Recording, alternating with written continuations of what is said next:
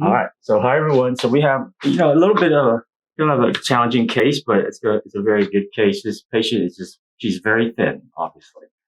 She's 5'9" and I don't know, she says she's 135, but I'm not sure. Okay. But so what's challenging? Well, she's very thin, so that's one challenge. And then two, she has a wide space between her breasts, and most people they want to minimize that. So what we're gonna do? So the first thing we're gonna do is we want to put the implants. We want to use silicone implants, and these are soft touch implants. So it means it's a little bit less rippling, and that's what we want. We want to minimize the rippling as much as possible. So we're going to do an IMF incision underneath here. So if I were to measure the distance from her nipple down to her fold, it's only 6.5 centimeter. Well, what does that even mean? Well, what that means is it should be 9, for someone the size that she wants to go to. Because if it's not 9, if it's not this new fold, then the implant's going to sit really high. It won't settle down.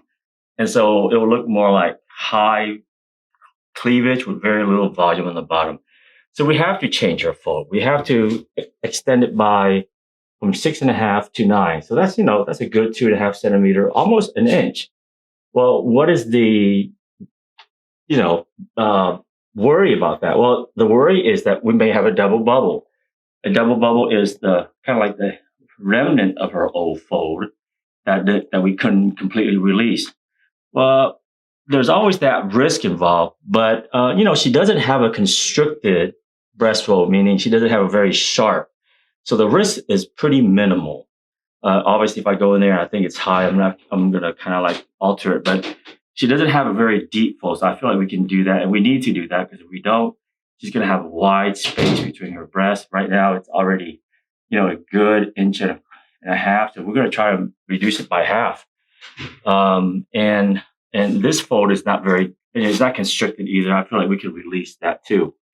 So going underneath the muscle, obviously, is what we want to do. But as you all know, the pectoralis major muscle, when we're talking about going underneath the muscle attaches to the inside of our arm. So here it is right here, right? You can see the lining is like, here it is.